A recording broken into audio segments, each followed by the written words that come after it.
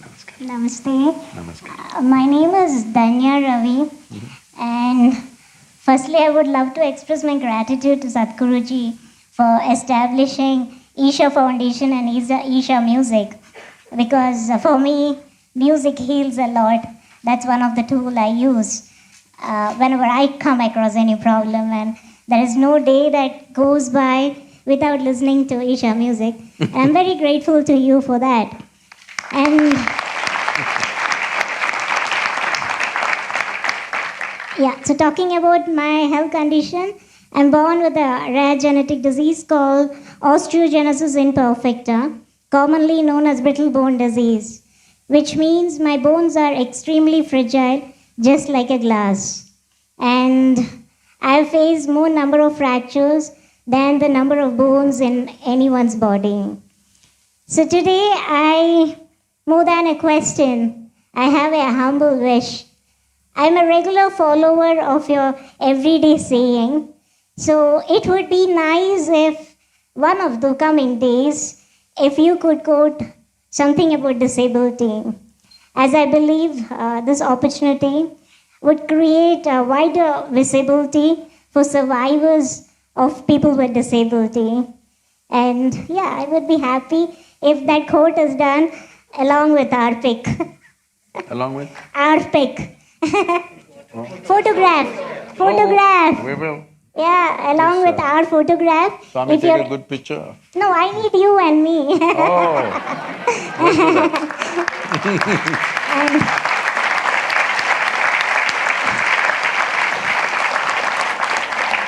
Please, this is entirely for my request for this is entirely for spreading awareness about rare diseases, because it's only through awareness it can be controlled.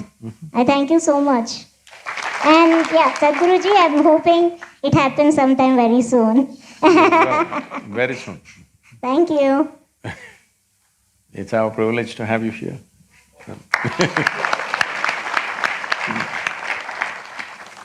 Well… With another question? Here maybe? Oh, sorry.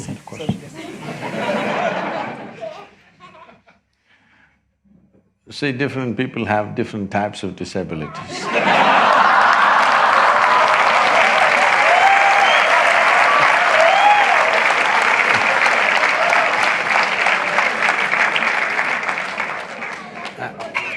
And I will do that, we will do that.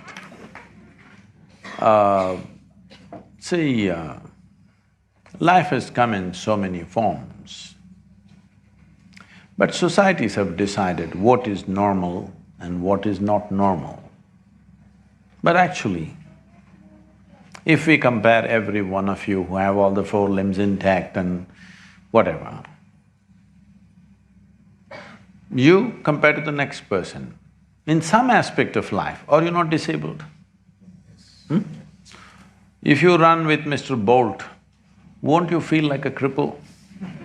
Hello? With two good legs, won't you feel like a cripple? Yes. So let's not brand ourselves or anybody else one way or the other, because life has come in so many ways. You just have to respect that and do your best about it.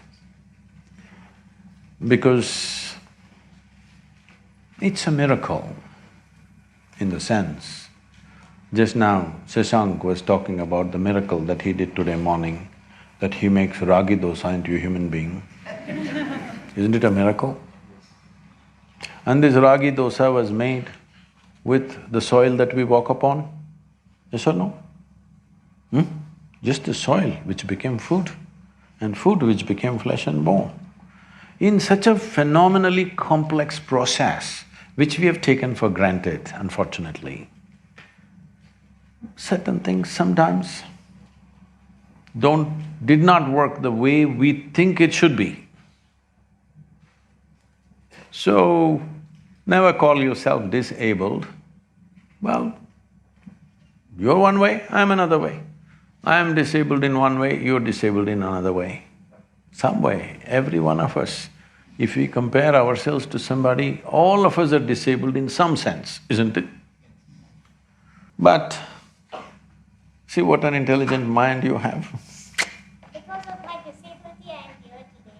Otherwise, the IAM people… And because of that, we're going to have a quote. I'm saying, bones are breaking, it's painful, unfortunate. But most people who are being labeled as normal, they're all breaking up their brains every day. Not bones, brains.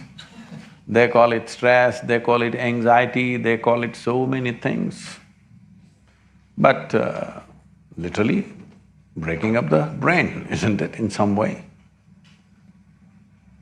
The whys and whats are not necessary because we need to understand the physical form is a mechanical process. Sometimes things will go wrong with it. It may come normal and go wrong, or in the very womb manufacturing something can go wrong. This has got nothing to do with that person, it's got something to do with variety of things because it's such a complex process. Such a complex process that something little off sometimes. But that should not determine what and how you live, because how we live physically may be determined by many things. But how we live within ourselves, nobody can decide except us, isn't it? Nobody else can decide how I live within myself. So in that sense, nobody is disabled. Why spiritual process is very important is because in body, no person can claim he has a perfect body because somebody else could be in some other way. If it comes to mind, nobody can claim that they have a perfect mind. All of us disabled in some way physically, mentally, compared to somebody else, isn't it?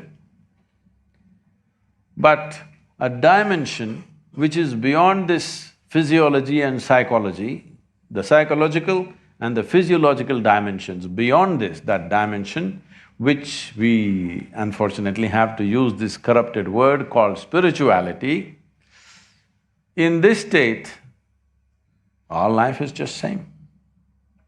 The reason and the significance of why a spiritual process must be prevalent across the planet is, spiritual process does not mean looking up or looking down, it's about turning inward and touching a dimension beyond our physiological and psychological structures.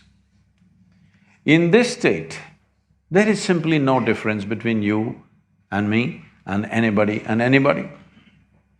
This is why it becomes significant. We can talk about equality as much as we want, but when we use our body or physical presence as the front end, there is no equality. Do what you want. If we use our mind as the front end, no equality, do whatever you want. One is like that, one is like this, one is like that, this is how it is. But if we use this dimension of life which is beyond our body and mind, these two accumulations of body and mind, beyond this if you look, here everything is same. If this one experience enters humanity, you will find a very fabulously inclusive existence here.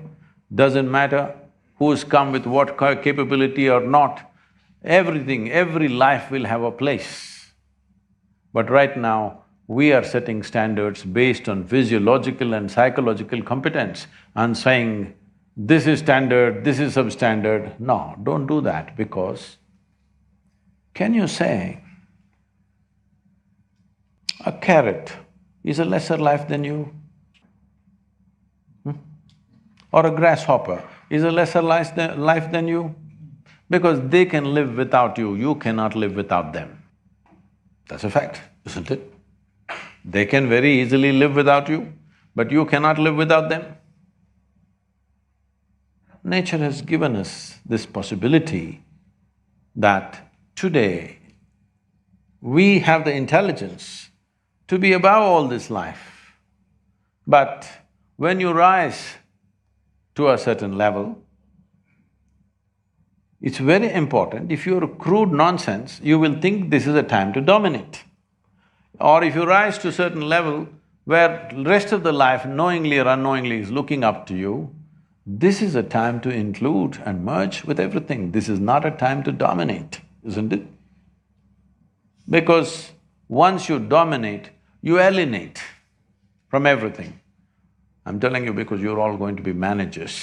If you want to manage people, I was teaching a 3-day program to one of the top companies in the world, 25 top managers of that company, an international giant. They were about 35 people, 25 people, and our volunteers were about 9 volunteers. So we were doing this program. Our volunteers are made like this day and night. The basic qualification is you're crazy, you know. That means you're not thinking, what will happen to you, what will I get? Nobody's thinking, simply they're working their life out. So they saw them like this and said, Sadhguru, where do you get such people? Because these are companies which are always looking for attrition. I said, you don't get them, you got to make them. How do you make such people? I said, you should make them fall in love with you. Oh, because once they're in love with you, they will do whatever is needed. Now, how do you make them fall in love with us? I said, first you must fall in love with them. I said, oh, they don't pay us for that.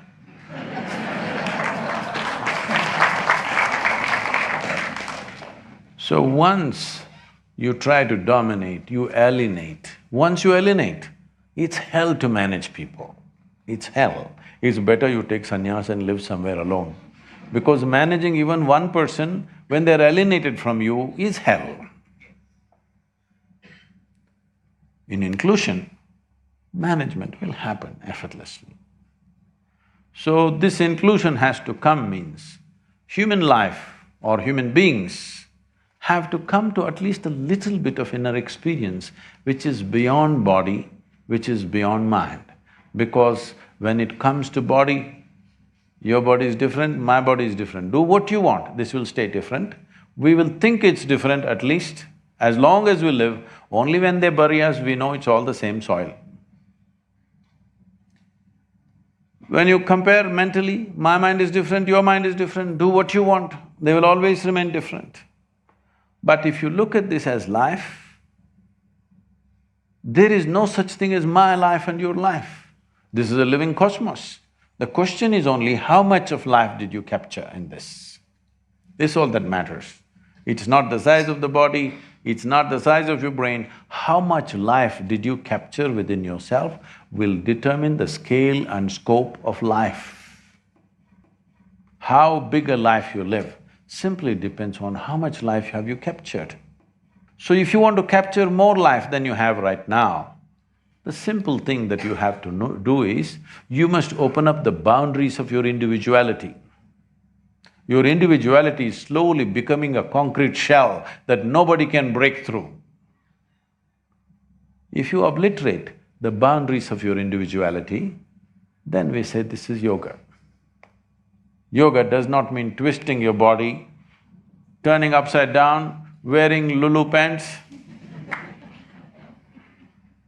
Yoga means union. Union means the boundaries of your individuality, consciously you obliterate it.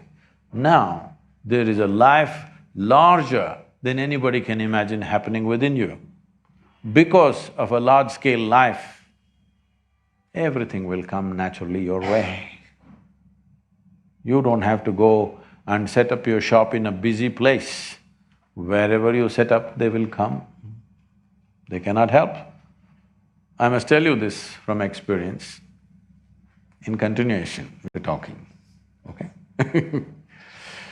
When we want to set up the yoga center, I went and chose a place which had no road, which is just right next to the rainforest, and it's remote as it can get. It's a proper revenue land, but remote, nobody would want to go there.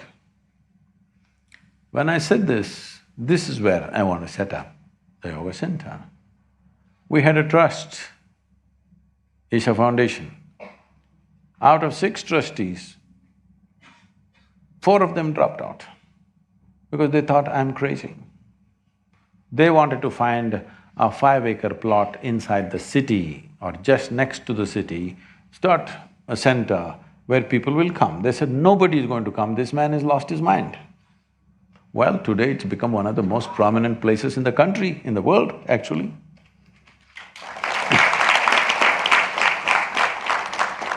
Similarly, in United States, we went and set up a center in the remotest possible place in Tennessee. People said, Sadhguru, this is not the place to go. Tennessee is a different kind of place. It's a very strong religious place, extreme, Bible Belt. Said, Sadhguru, you don't know, just the previous year, they'd burned down a Zen meditation center. Sadhguru, this happened, you don't go there. I said, see, this was all in the northern area in Michigan. So I said, see, I know how to transform people, but I don't know how to change the weather. So I go Tennessee. And they said, why in such a remote place? I said, see, I don't know how you look at it. I looked at this map of United States. I drove crisscrossed United States just to look at the terrain and the temperatures and things. Then I said, this is the place. I looked at the map and said, this is where, because if I draw a 12-hour drive kind of circle, 60% of United States population is around us. I said, this is where I will be. In the remote place, because it's so remote, we bought over 2,000 acres and today it's a buzzing center. Why I'm saying all this to you is because for a low-hanging fruit, you live a low-hanging life simply because something seems to be easy right now. But if you are very clear what you want to create, whether it's a business or an industry or you just want to make yourself… Above all, what kind of human being do you want to become? That's the most important thing. Don't start any enterprise or job, all these things are on the side. The real thing is, what kind of life will this become? This is the real thing, isn't it? If you just focus on this one thing, if you obliterate your boundaries of your individuality, you will see this will become a large-scale life. When it becomes a large-scale life, everything that happens around you will be of a certain scale, naturally. Of course, some things are decided by times in which we live. If you were an IT professional 1,000 years ago, you wouldn't know what to do, isn't it? So there are times